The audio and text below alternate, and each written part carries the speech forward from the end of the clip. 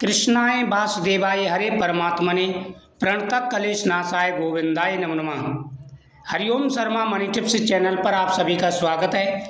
आज मैं आपको अश्वनी कृष्ण एकादशी की कथा सुनाऊंगा। यह पितरों के नाम से इसका व्रत किया जाता है और क्या इसका महत्व है, पूरी जानकारी आपको इस वीडियो के माध्यम से प्राप्त होगी। जो भी चैनल पर पहली बार आए चैनल को सब्सक्राइब करें, बगल में बेल आइकन बटन को दबाएं हर वीडियो का नोटिफिकेशन पाने के लिए। धर्मराज युधिष्ठिर बोले, हे केशव, अश्वनी मास के कृष्ण पक्ष की एकादशी का क्या नाम है, उसकी विधि और फल क्या है, सो कृपा करके कहिए।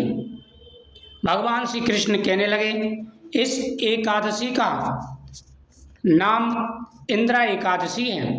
इस एकादशी के व्रत करने से समस्त पापों का नाश हो जाता है तथा नरक में गए हुए पितरों का उद्धार हो जाता है। इसकी कथा को सुनने मात्र से ही वाजपेयी यज्ञ का फल प्राप्त हो जाता है।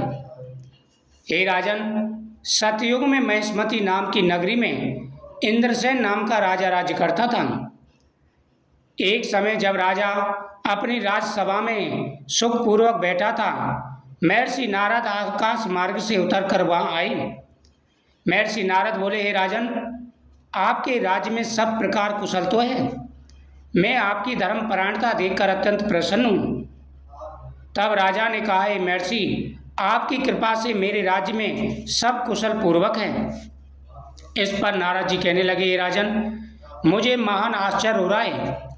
एक समय जब मैं ब्रह्मलोक से यमलोक गया था, उस जगह यमराज की सभा के मध्य मैंने तुम्हारे पिता को बैठा देखा था। तुम्हारा पिता महान ज्ञानी, दानी तथा धर्मात्मा था। वह एकादशी का व्रत बिगड़ जाने से यमलोक को गया है। तुम्हारे पिता ने तुम्हारे लिए एक संदेश भेजा है। यदि मेरा पुत्र इंद्रसेन अश्वनी मास के कृष्ण पक्ष की इंद्रा एकादशी का व्रत कर उस व्रत का फल मेरे लिए संकल्प कर दे तो मेरी मुक्ति होकर स्वर्गलोक की प्राप्ति हो जाएगी। जब राजा ने महर्षि नारद के इन वाक्यों को सुना, उसे महान दुख हुआ। उसने कहा, हे महर्षि, आप इस व्रत की विधि मुझे कहिए। नारद जी बोले, हे राजन, अश्वनी मास के कृष्ण पक्ष के एकादशी के दिन प्रातःकाल श्रद्धा सहित स्नान करना चाहिए। इसके पश्चात दोपहर को भी स्नान कराना चाहिए। उस समय जल से निकलकर श्रद्धापूर्वक पितरों का श्राद्ध करें और एक समय भोजन करें। रात्रि को पृथ्वी पर शयन करें। दूसरे दिन अर्थात एकादशी के दिन प्रातःकाल दातुन करें और स्नान करें। उसके पश्चात भक्ति पूर्वक व्रत का संकल्प करते हुए कहे कि आज मैं निराहार रहूँगा और समस्त भोगों का त्याग कर कल भोजन करूँगा। हे भगवान, आप मेरी रक्षा करने वाले हैं, आप मेरे व्रत को पूर्ण करें।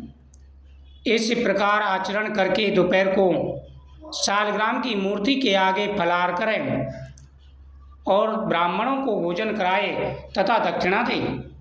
भोजन में से कुछ हिस्सा गौ के लिए निकाल दें और विष्णु भगवान की धूप दीप नैवेद्य आदि से पूजा करें तथा रात्रि जागरण करें। इसके पश्चात द्वादशी के दिन मौन होकर बंधु बांधवों सहित भोजन करें। बस यही इंद्रा एकादशी के व्रत की विधि है। हे राजन, यदि तुम आलस त्याग इस एकादशी के व्रत को करोगे तो तुम्हारे पिता अवश्य ही स्वर्गलोक को प्राप्त होंगे। महर्षि नारद राजा को यह उपदेश देकर अंतर्ध्यान हो गई। राजा ने इंद्रा एकादशी के आने पर उसका विधि पूर्वक व्रत करने से आकाश से पुष्पों की वर्षा हुई और राजा का पिता यमलोक से गरुड़ पर चढ़कर स्वर्गलोक को गया। राजा इंद्रसेन भी एकादशी के व्रत के प्रभाव से इस लोक में सुख होकर अंत में स्वर्गलोक को गया। भगवान श्री कृष्ण कहते हैं कि हे धर्मराज युधिष्ठिर, यही इंद्रा एकादशी के महत्व है। इस कथा के पढ़ने व सुनने मात्र से ही समस्त पापों का नाश हो जाता है, अंत में स्वर्गलोक की प्राप्ति होती है। जो भी पूरे सच्चे मन से इस व्रत को करते हैं, उनके जीवन में आ रहे सारे कष्ट व परेशानियां दूर हो जाती हैं। सभी को एकादशी के दिन पितरों का पूजन अवश्य करना चाहिए तथा एकादशी का व्रत करने से पितरों को वैकुंठ की प्राप्ति होती है।